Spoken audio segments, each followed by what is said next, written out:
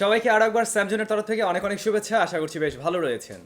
Infinix 08 এই স্মার্টফোনের ফুল রিভিউর জন্য প্রচুর রিকোয়েস্ট আমরা পেয়েছিলাম। এর আগে অলরেডি কিন্তু এই মোবাইল ফোনটা নিয়ে আমি একটি আনবক্সিং এবং ফার্স্ট ইমপ্রেশন দিয়েছি। যারা দেখেননি ভিডিও ডেসক্রিপশনে লিঙ্ক দেওয়া থাকবে, দেখে নেবেন। তবে ফুল রিভিউ শুরু করার আগে বেশ কয়েকটা ব্যাপার আপনাদের জানানো উচিত। প্রথমত, এই স্মার্টফোনটা বাংলাদেশে কিন্তু এখনও অফিসিয়ালভাবে লঞ্চ করা হয়নি, এবং আদৌ এটা অফিসিয়ালভাবে লঞ্চ করা হবে কিনা সে ব্যাপারে আমরা নিশ্চিত হতে পারিনি। সেই সাথে কোন দামে, যদি আসেও কোন দামে লঞ্চ করা হবে সে ব্যাপারটাও জানা যায়নি।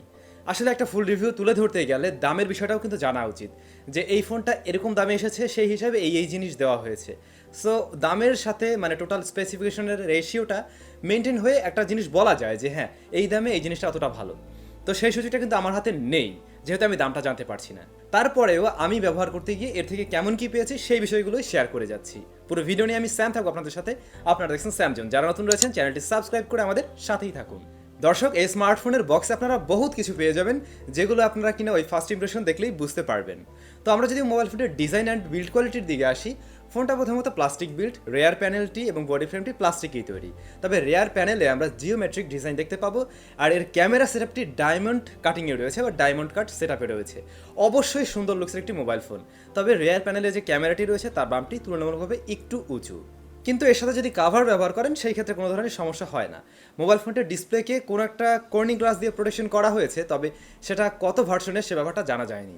এই ফোনটিতে 6.85 ইঞ্চ আইপিএস এলসিডি প্যানেল দেওয়া হয়েছে, যা কিনা ফুল এইচডি প্লাস রেজুলেশনের, আর এই ডিসপ্লেতে 90 হার্টজ রিফ্রেশ রেট পর্যন্ত সাপোর্ট করছে। ডিসপ্লেতে থাকছে ডুয়াল পাঁচল কাটআউট, দুইটা ক্যামেরা রয়েছে এর ডিসপ্লেতে। এর সাইড এরিয়া বা চিনগুলো অ্যাভারেজ রয়েছে। তো এমনিতে দেখতে গেলে ডিসপ্লের ফিচার কিন্তু যথেষ্ট ভালো, 90 হার্টজ রিফ্রেশ রেট। তবে আমার যা মনে হলো, এর সানলাইট ভিজিবিলিটি আরেকটু ভালো থাকা উচিত ছিল, মানে ব্রাইটনেস একটু কম রয়েছে। কালার একুরেট, একদম একুরেট কালারই দিতে পারছিল। তবে তারপরও আপনি দেখলে বুঝবেন যে এর ডিসপ্লেতে একটু কস্ট কাটিং আসলেই করা হয়েছে। ডিসপ্লের থেকে আমি আরও ভালো কিছু এক্সপেক্ট করেছিলাম। তার বাইরেও আপনি একুরেট কালার পাচ্ছেন, 90 হার্টস রিফ্রেশ রেট রয়েছে, ফুল এইচডি প্লাস রেজুলেশনের। এগুলো নিয়ে আশা করছি আবার সন্তুষ্ট থাকতে পারবেন। হায়ার রিফ্রেশ রেট থাকার ফলে যে কোনো কাজগুলো করতে গিয়ে একটু স্মুথনেস লক্ষ্য করা যাচ্ছিল। যেমন ধরুন কোনো একটা ট্রানজ্যাকশন করছেন, বা আপনি যখন কোনো কিছু স্ক্রলিং করে কোনো কিছু পড়তে চাচ্ছেন, সেই ক্ষেত্রে মজাটা একটু অন্যরকম পাবেন অবশ্যই। একই সাথে এটা বেশ টাচ রেসপন্সিভ ছিল। স্মার্টফোনটিতে সাইড মাউন্টেড ফিঙ্গারপ্রিন্ট স্ক্যানার দেওয়া হয়েছে, যা কিনা রাইট সাইডে রয়েছে, এবং এটা একদম অ্যাকুরেট এবং ঠিকঠাকভাবে কাজ করছিল। মোবাইল ফোনটিতে থাকছে ডেডিকেটেড সিম কার্ড স্লট, যেখানে 2টি সিম প্লাস একটি মেমোরি কার্ড ব্যবহার করার সুযোগ রয়েছে। আর এটা কিন্তু আমরা একটা ভ্যারিয়েন্টেই পাচ্ছি, সেটা হলো 128GB ভ্যারিয়েন্ট, যদি কিনা বাংলাদেশে লঞ্চ হয়। মোবাইল ফোনটাতে আমরা আউট অফ দ্য বক্স পেয়ে যাচ্ছি XOS 7, এবং এটা বেসড অন অ্যান্ড্রয়েড 10। তো এর ওএস নিয়েও আমার একটু কমপ্লেন রয়েছে। কমপ্লেনটা হলো এরকম যে এই ফোনটা কিন্তু তাদের একটা প্রিমিয়াম সেগমেন্টের মোবাইল ফোন, মানে ইনফিনিক্সের তরফ থেকে কিন্তু এত ভালো কোয়ালিটির ফোন আমরা সচরাচর দেখিনি বা বাংলাদেশেও আসেনি। সেই হিসাবে আমার মনে হয় এর ইউআইটা আরও বেশি ক্লিন রাখা উচিত ছিল। যথেষ্ট বিজি একটা ইউআই বলা যায়। সেখানে প্রচুর প্রি ইনস্টলড বা প্রি লোডেড অ্যাপ্লিকেশন আপনি পেয়ে যাবেন, সেই সাথে বিভিন্ন রকমের অ্যাডভার্টাইজমেন্টের দেখা পাবেন, যেটা কিনা এই ফোনটার সাথে একেবারেই মানানসই নয়।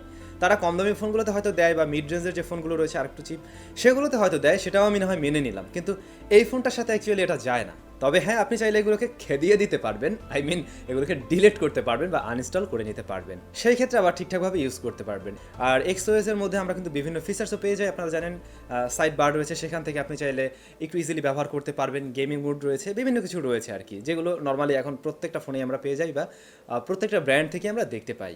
এতে প্রসেসর হিসেবে দেওয়া হয়েছে মিডিয়াটেক হেলিও Z90T, যেটা বেশ ভালো মানের একটি প্রসেসর। তবে আমার একটু যা মনে হয়, এইখানে স্ন্যাপড্রাগন 720G যদি কোনোভাবে দেওয়া যেত, তাহলে এই ফোনের গ্রহণযোগ্যতা আরও অনেকের কাছে বেশি থাকতো।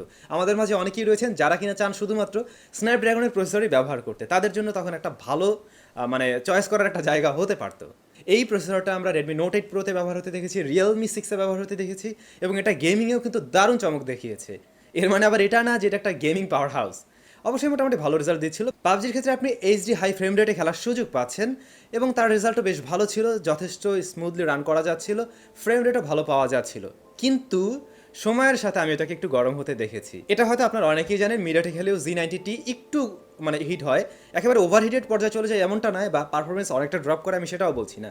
তবে একটু লং টাইম খেললে, ধরুন 1-1.5 ঘন্টা খেলার পরে অবশ্যই পারফরমেন্স কিছুটা ড্রপ করে। এটা দিয়ে মোটামুটি বেশ কিছু সময় খেলা হয়েছে। সো সেই ক্ষেত্রে মনে হলো যে হ্যাঁ, একটা লং টার্মের পরে কিছুটা ফ্রেম ড্রপ, কিছুটা ল্যাগ দেখা যায়। আর এই স্মার্টফোনটাতে কিন্তু অ্যাসফল্ট 9 রান করা হয়েছিল, যেটাও বেশ দারুণ চমক দেখিয়েছে এবং খুবই স্মুথলি প্লেয়াবল ছিল, একদম হাই সেটিংসেও খেলা যাচ্ছিল দারুণভাবে। একটা ব্যাপার মিস করে গিয়েছি, এর গ্রাফিক্স সেকশনে আমরা পাচ্ছি মালি Z76। হ্যাঁ গাইস, লিটল রিমাইন্ডার, ছোট্ট একটা রিকোয়েস্ট, যদি ভিডিওটি ভালো লেগে যায় কষ্ট করে একটু লাইক করে দেবেন। আপনাদের ছোট্ট একটা লাইক আমাদের কাজ করার অনুপ্রেরণা 1000 গুণ বাড়িয়ে দেয়। ওকে, এবারে আমরা এর সাউন্ড কোয়ালিটি এবং কথা বলার রেজাল্ট কেমন ছিল সে ব্যাপারটা একটু জেনে নেই। এই মোবাইল ফোনটাতে আমি সিম কার্ড দিয়ে সেখানে ডাটা কানেকশনের মাধ্যমে ইন্টারনেটও চালিয়েছি, সেটার রেজাল্ট একদম ঠিকঠাক ছিল, কোনো ধরনের সমস্যা পাইনি। কথা বলার ক্ষেত্রে সাউন্ড কোয়ালিটি নিয়ে আমি সন্তুষ্ট রয়েছি এবং মাইক্রোফোনের সাউন্ডও ক্লিয়ার ছিল। আর এই স্মার্টফোনের যে লাউড স্পিকার, সেখানে আমরা বটম ফায়ারিং হিসাবে একটাই পাচ্ছি, এখানে ডুয়াল স্টেরিও সিস্টেম দেওয়া হয়নি। সাউন্ড কোয়ালিটি একদম ইমপ্রেসিভ কিছু পেয়ে যাবেন এমনটা নয়, তবে অ্যাভারেজ কোয়ালিটির অবশ্যই। স্মার্টফোনটির ব্যাটারি হিসেবে দেওয়া হয়েছে 4500 মিলিঅ্যাম্পারের ব্যাটারি, আর এর বক্সে আমরা পেয়ে যাচ্ছি 33 ওয়াটের চার্জার, যার মাধ্যমে এটাকে চার্জ করবেন। এখানে ভালো বিষয় হচ্ছে এই মোবাইল ফোনটিকে আপনি 30 মিনিটে চার্জ করে ফেলতে পারছেন প্রায় 65%-এর মতো, তো এটা অবশ্যই একটা ভালো বিষয়। আর মোবাইল ফোনের ব্যাটারি ব্যাকআপও বেশ ভালো ছিল, 90 হার্টস রিফ্রেশ রেট দিয়েও আপনি মোটামুটি একদিন খুব ভালোভাবে চালাতে পারবেন। তবে আপনি যদি 90 হার্টস রিফ্রেশ রেট অফ রেখে 60 হার্টসে চালান, সেই ক্ষেত্রে আরও বেটার রেজাল্ট পাবেন অবশ্যই। এবারে তাহলে আসল ব্যাপারে আসা যাক, মোবাইল ফোনটার ক্যামেরা সেকশনে। এই মোবাইল ফোনটিতে আমরা মোট 6টি ক্যামেরা পাচ্ছি। রেয়ারে থাকছে কোয়াড ক্যামেরা সেটআপ, মেইন সেন্সরটি 64 মেগাপিক্সেলের, এরপরে 8 মেগাপিক্সেল আলট্রা ওয়াইড, 2 মেগাপিক্সেলের ডেপথ, 2 মেগাপিক্সেলের ম্যাক্রো শুটার। তো এর যে ক্যামেরা মডিউল, এটা অবশ্যই আপনাদের পছন্দ হবে, একেবারে সুন্দর ডিজাইনে রাখা হয়েছে এবং ইনফিনিক্সকে এই জন্য অবশ্যই ধন্যবাদ জানানো উচিত। এই মোবাইল ফোনের যে মেইন ক্যামেরা 64 মেগাপিক্সেল, তার থেকে মোটামুটি ভালো ছবি পাচ্ছিলাম। ছবিতে একটু কালার বুস্টেড করে, একটু কালার বাড়িয়ে দেয়, যেটা দেখতে অবশ্যই ভালো লাগছিল। এর ছবিগুলো আমার কাছে একটু সফট অ্যান্ড গ্রেইনি মনে হয়েছে। ডাইনামিক রেঞ্জে মোটামুটি ঠিকঠাক ছিল, শ্যাডো ডিটেলস ভালোভাবে দেখাতে পারছিল অবশ্যই। লো লাইটেও এর মেইন ক্যামেরাটি ভালো পারফর্ম করতে পেরেছিল। আর এই ফোনটাতে কিন্তু নাইট মোড রয়েছে। নাইট মোডের ছবি দেখে আমি সত্যিই অবাক হয়েছি, কারণ ইনফিনিক্সের এর আগে কোনো ফোনে আমরা নাইট মোডে এত ভালো রেজাল্ট পাইনি। নাইট মোড থেকে অবশ্যই ভালো রেজাল্ট দিতে পারছিল। বেশিরভাগ ফোনের ক্ষেত্রে আমরা দেখি অনেকটা সফট করে ফেলে, অথবা সেখানে অনেক বেশি নয়েজ দেখা যায়, বাট এই ফোনটাতে মোটামুটি ভালো ডিটেলসের সাথে ছবি দিতে পারছিল। এরপরে রয়েছে একটি 8 মেগাপিক্সেল আলট্রা ওয়াইড সেন্সর, যেটা বলা যায় অ্যাভারেজ কোয়ালিটির ছবি দিতে পারছিল। এর ছবিও মোটামুটি একটু সফট করে ফেলে, আর একটু ডিটেলস দেখাতে পারলে মনে হয় অবশ্যই ভালো লাগতো। তবে প্রপার লাইটে বা ডে লাইটে এর থেকে মোটামুটি ভালো ছবি অবশ্যই পেয়ে যাবেন। ফোনটাতে রয়েছে 2 মেগাপিক্সেলের একটি ম্যাক্রো শুটার, যেটা আবার সত্যি বেশ ভালো রেজাল্ট করতে পারছিল। সাধারণত আমরা 2 মেগাপিক্সেলের ম্যাক্রো শুটার থেকে খুব একটা ভালো ছবি পাই না, এই ফোনগুলো যেমন বাজেটে আসার কথা সেই বাজেটে। তবে এই ফোনটার ম্যাক্রো শুটারটি বেশ ভালো রেজাল্ট করতে পারছিল। ফোনটিতে রয়েছে একটি 2 মেগাপিক্সেলের ডেপথ সেন্সর, যা পোর্ট্রেট ছবি তোলার ক্ষেত্রে সহায়তা করবে। এজগুলোকে বেশ ভালোভাবে ডিটেক্ট করছিল, একই সাথে মেইন সাবজেক্টকে মোটামুটি ভালো ডিটেলসে রাখতে পারছিল। সো আশা করছি এটা নিয়েও সন্তুষ্ট থাকবেন। ফোনটা দিয়ে ভিডিও রেকর্ড করা যাবে 4K এবং 1080pতেও, আর আপনি ইআইএস ব্যবহার করতে পারছেন 1080pতে। ভিডিও কোয়ালিটি নিয়ে আমি সন্তুষ্ট রয়েছি, অ্যাভারেজ বা তার চাইতে একটু বেটার রেজাল্ট করতে পারছিল অবশ্যই। আসছি তাহলে ফ্রন্ট ফেসিং ক্যামেরায়। মোবাইল ফোনটির ফ্রন্ট ফেসিং হিসেবে আমরা পাচ্ছি ডুয়াল সেটআপ ক্যামেরা, যার একটি হচ্ছে 48 মেগাপিক্সেল, ফ্রন্ট ফেসিং 48 মেগাপিক্সেল। তো এই যে মেইন শুটার যেটা, তার থেকে মোটামুটি ভালো রেজাল্ট অবশ্যই পাওয়া যাচ্ছিল। লো লাইট বলুন বা একদম প্রপার লাইটেও সে ভালো ছবি অবশ্যই দিতে পারছিল, ভালো ডিটেলসের সাথে। এবং আপনি যদি 48 মোডে তুলেন, তখন ডিটেলস আরও একটু বেড়ে যায় এবং তখন ছবির কোয়ালিটি আরও একটু ইম্প্রুভ হয়। এর সাথে রয়েছে একটি 8 মেগাপিক্সেল আলট্রা ওয়াইড সেন্সর, যার রেজাল্ট মোটামুটি, এটার রেজাল্ট নিয়ে আমি ততটাও সন্তুষ্ট হতে পারিনি।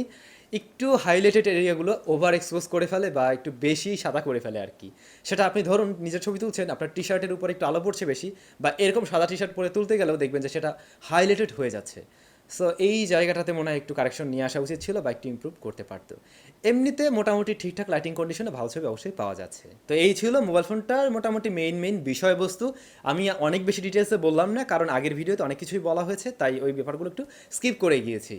এখন ব্যাপার হলো, এর সম্বন্ধে আমার নিজস্ব যদি মতামত দিতে যাই, তাহলে অবশ্যই দামটা জানা প্রয়োজন।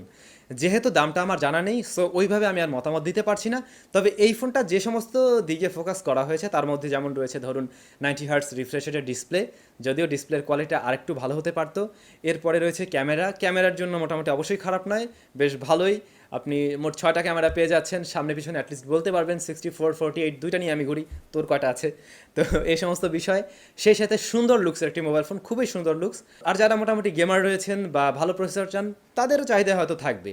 সেই সাথে চার্জিং করার জন্য একটা ভালো চার্জারও দেওয়া হয়েছে।